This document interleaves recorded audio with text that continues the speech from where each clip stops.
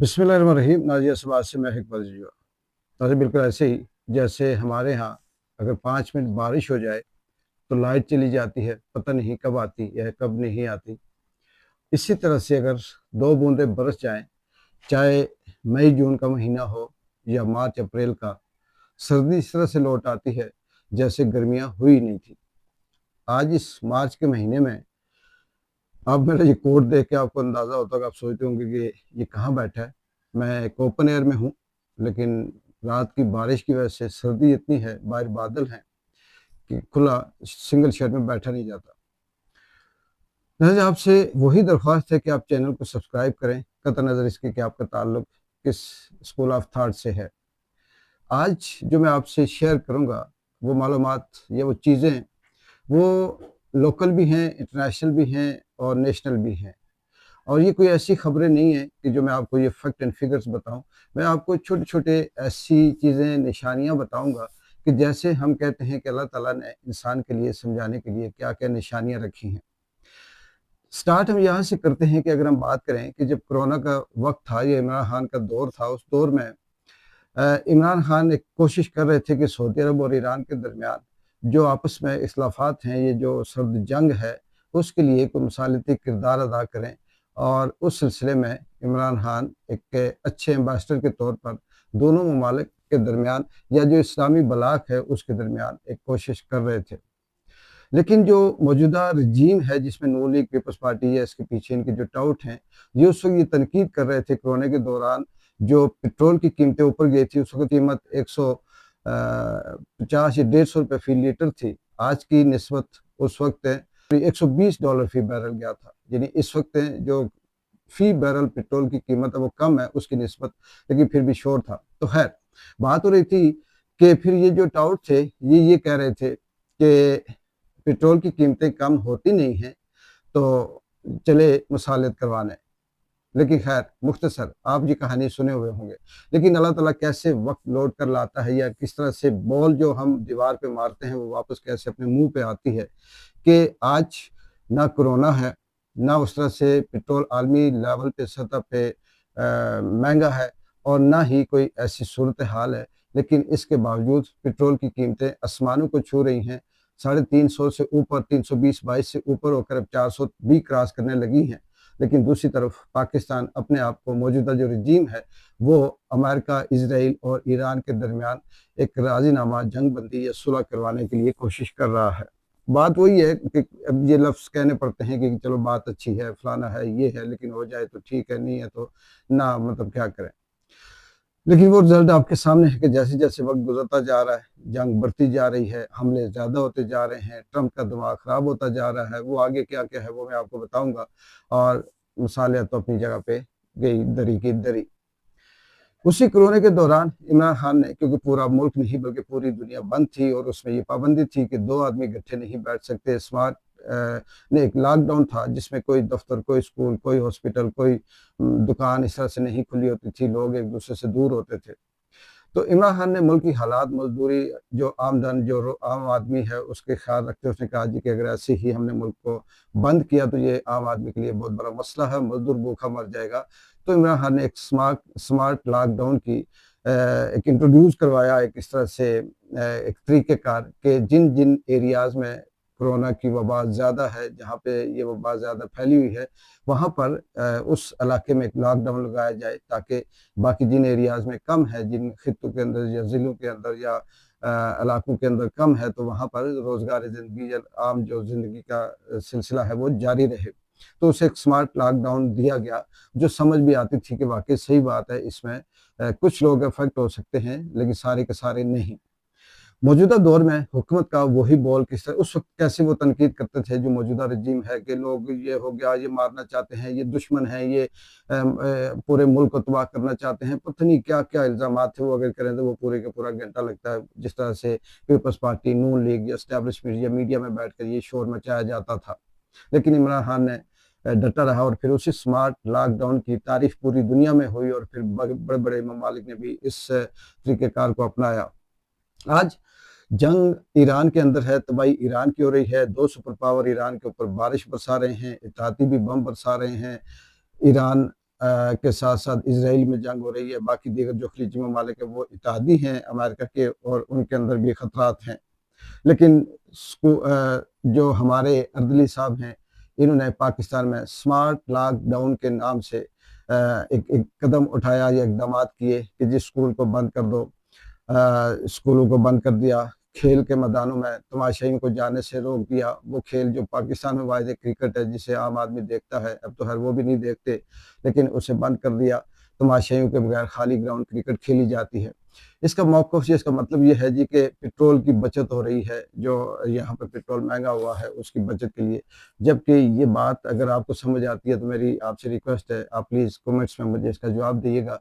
क्या ऐसा हो सकता है स्कूलों में छुट्टियाँ करने से पेट्रोल की बचत होगी, या तमाशाइयों को ग्राउंड में रोकने से, आने से, मैच देखने से रोकें तो क्या पेट्रोल की बचत होगी? मेरे ख़्याल में ज़ीरो।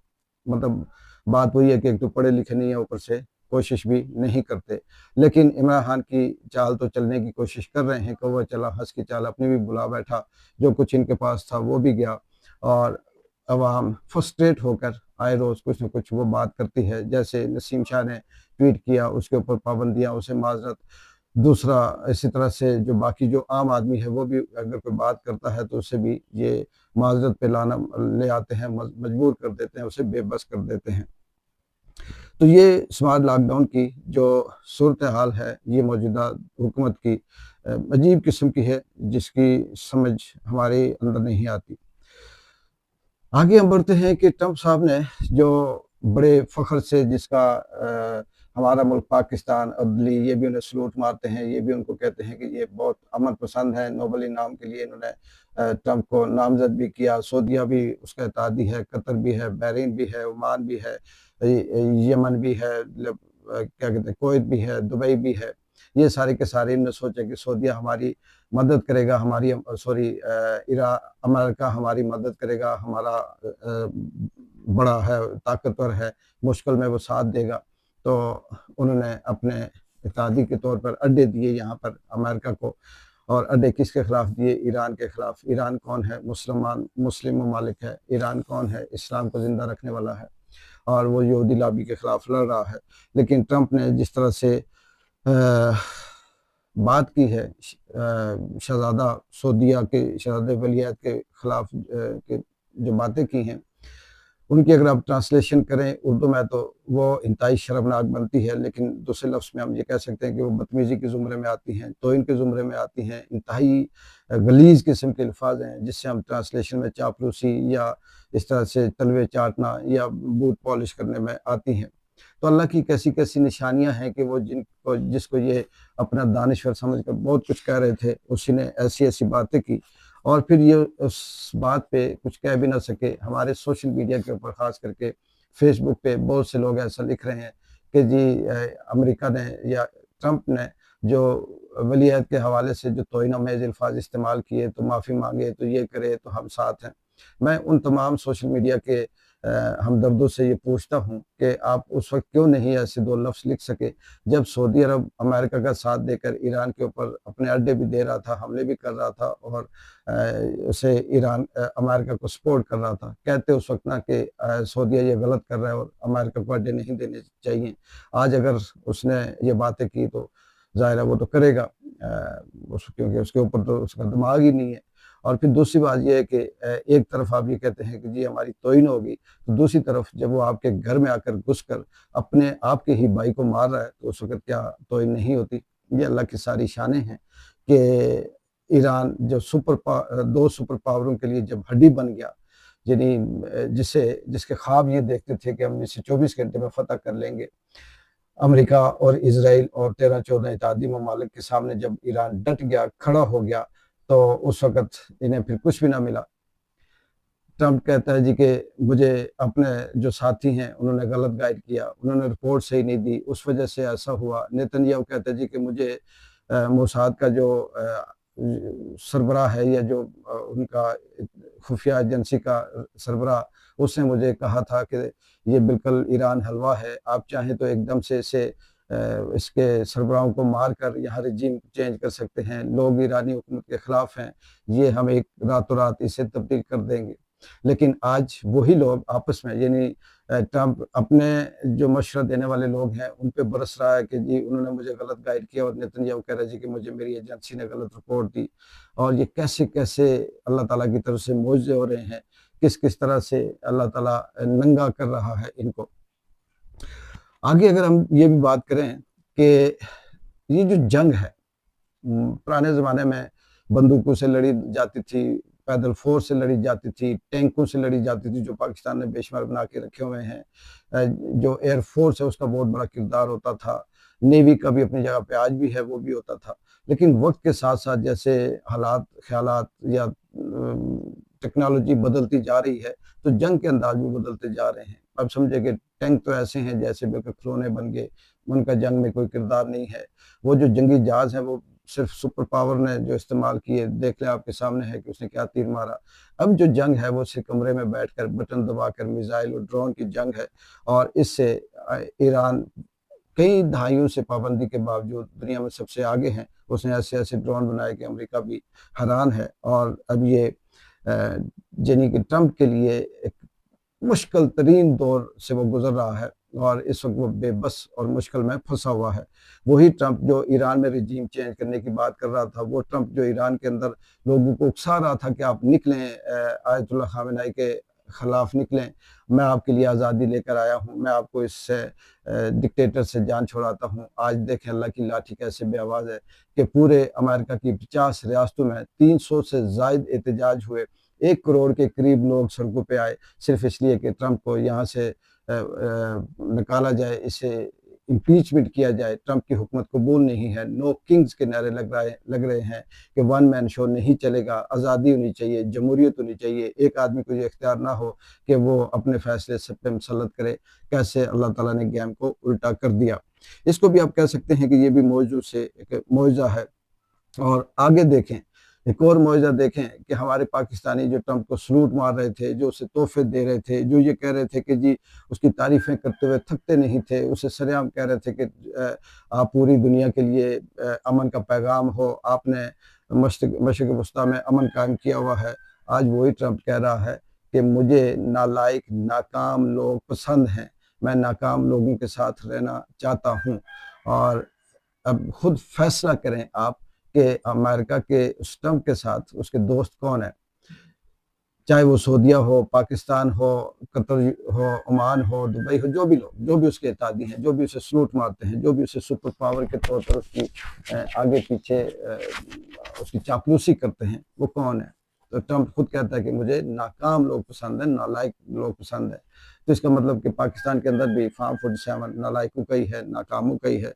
और क्या खूबसूरत ट्रंप ने खुद ही बता दिया, हमें उससे बात करने की ज़रूरत ही नहीं है कि मुझे कैसे लोग पसंद हैं। ये अल्लाह ताला की वो शान है जो आपके सामने मैं अभी ये कहना चाह रहा हूँ कि आप देखें कि किस तरह से अल्लाह ताला इंसान को नंगा करता है। ज़रूरी नहीं है कि अल्लाह की निशानियों में सिर्फ यही हो, चाँद, सितारे, सूरज, ज़मीन, हवा, पानी, ये और भी अल्लाह ताला की बहुत सी निशानी होती हैं। वो ट्रंप जो अपने आप को ये कहता है जी कि मैं बहुत कामयाब हूँ, इस वक्त उसकी जो मकबूलियत का ग्राफ है अमेरिका के अंदर वो 36% गिर चुका है। यानी अंदाज़ा करें कि 36% वो गैर मकबूल हो चुका है। और इस वक्त जमहूरियत की बहाली के लिए अमेरिका के अंदर, पूरे अमेरिका के अंदर कहते हैं कि ये सबसे बड़ा तारीख का जो एहतजाज था वो इस वक्त रिकॉर्ड किया जा रहा है। आगे मुख्तसर सी 2 बातें करूँगा जो कश्मीर से रिलेटेड हैं। नाज़रीन, हमारे सोशल मीडिया के ऊपर बेशुमार ऐसी पोस्टें कल से नज़र आ रही होती हैं। एक ये कि सेलुलर कंपनियां, ये जो जैज़, टेलीनार, ये इनकी जो कंपनियां हैं यहाँ पे, इन्हें बंद किया जाए, इनकी कारकर्दगी अच्छी नहीं है, नेट नहीं चल रहा, फ़ोन कॉल नहीं मिल रही, और यहाँ पर सर्विसेज सही नहीं है। बात तो ठीक है, सही कह रहे हैं, ये बात ठीक है, लेकिन सेलुलर कंपनी कहाँ से सर्विसेज बेहतर करेगी? कहाँ से उनके जो मैनेजर या उनके यहाँ जो सीनियर एरिया रीजनल मैनेजर हैं या जीएम हैं, वो कैसे सर्विस बेहतर करेंगे? उनके इख्तियार में ऐसा ही है जैसे आज़ाद कश्मीर की हुकूमत के पास इख्तियारात हैं कि वो सिर्फ यहाँ पर कैद कर सकती है, मार सकती है, बाकी बेहतरी का कोई कुछ नहीं कर सकती। तो यहाँ उनके पास इख्तियार ही नहीं है, वो क्या करेंगे, कैसे सर्विस बेहतर करेंगे? पाकिस्तान से हुक्म आएगा, सर्विस बंद हो जाएगी, स्लो हो जाएगी, हालात ज़रा से ख़राब होंगे, नेट ख़राब हो जाएगा। तो ये ऐसे ही है जैसे हम आज़ाद कश्मीर से ये कहें कि आप पाकिस्तान से ये कहो कि हमें खुद फैसले अपने करने दें, बिल्कुल यही सेलुलर कंपनी से है। दूसरी बात ये कि बाग के अंदर ये भी काफ़ी कल से सिलसिला चल रहा है कि अवामी एक्शन कमेटी तकसीम हो गई। कोई कहता है कि असल और नकल अलग-अलग हो गए, जो असल थे वो अलग हो गए, जो नकल थे वो अलग हो गए। असल में बात ये है, ये ज़रा गौर से सुनिएगा कि अवामी एक्शन कमेटी कोई सियासी जत्था तो है नहीं, ये आम आदमी की एक तंज़ीम है, ये एक आम आदमी की कमेटी है, जिसमें मैं, आप, हर तमाम मकतबा फ़िक्र के लोग अपने हुकूक के लिए जमा होते हैं। इसमें असल नकल वाला मसला नहीं है। लेकिन जहाँ तक तकसीम होने की बात है, तो इससे मैं एग्री करता हूँ कि तकसीम होती है, क्यों होती है? जैसे कश्मीर के अंदर जो नेशनलिस्ट हैं, वो क्यों तकसीम हैं? कैसे तकसीम हुए? कश्मीर के अंदर जो नज़रियात हैं, वो कैसे तकसीम हैं? क्यों तकसीम है? इसी तरह से सियासतदान आपस में तकसीम हैं, क्यों तकसीम हैं? मीडिया के अंदर सहाफ़ी तकसीम हैं, क्यों तकसीम हैं? वुकला तकसीम हुए, क्यों तकसीम हुए? यहाँ पर जो दानिश्वर हैं, वो तकसीम हैं, डॉक्टर तकसीम हैं। ये सारे के सारे लोग तकसीम हुए हुए हैं, मतलब ग्रुपों में हैं। क्यों हैं? एक ग्रुप कहता है कि मौजूदा रजीम बहुत अच्छा कर रही है, दूसरा कहता है कि नहीं, नहीं, नहीं, वो गलत कर रही है। कोई कहता है कि कश्मीर को ऐसे रहना होना चाहिए, कोई एक ग्रुप कहता है ऐसे नहीं, ऐसे होना चाहिए। नेशनलिस्ट जो खुद मुख्तारी की हामी जो जमातें हैं, वो भी एक प्लेटफॉर्म पे नहीं है, वो भी तकसीम है। किसने तकसीम की? क्यों तकसीम है? तो कहने का मतलब कि ये बड़ी बारीक वारदातें होती हैं कि अब ये होना है। अवामी एक्शन कमेटी जिस तरह से कामयाब जा रही थी, कामयाब है, जिस तरह से उसने अपने मुतालबात रखे, तो अंदर खाने बेशुमार ऐसे एलिमेंट काम कर रहे होते हैं कि कहीं न कहीं से खरीदा जाता है, हवा दी जाती है, बिगाड़ पैदा किया जाता है, वहाँ पर बुग़्ज़, नफ़रत पैदा की जाती है और उन्हें तक़सीम कर दिया जाता है। एक कहता है ये बात सही नहीं है, दूसरा कहता है ये सही नहीं है।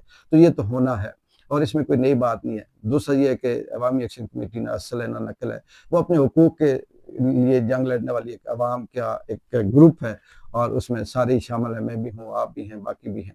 तो नाज़रीन, आज का जो व्लॉग, इसमें मैं अभी ईरान या जो जंग है उसमें मज़ीद क्या पेशरफ़्त है वो मैं अगले व्लॉग में बताऊँगा। इसमें सिर्फ़ ये मैं बता रहा था कि कैसे कुदरत इंसान को नंगा करती है, उसे नज़र नहीं आता, कैसे बेइज़्ज़त करती है, उसे समझ नहीं आती, कैसे ज़लील करती है, उसे समझ नहीं आती और किस तरह से गैर मकबूल करती है, उसे समझ नहीं आती।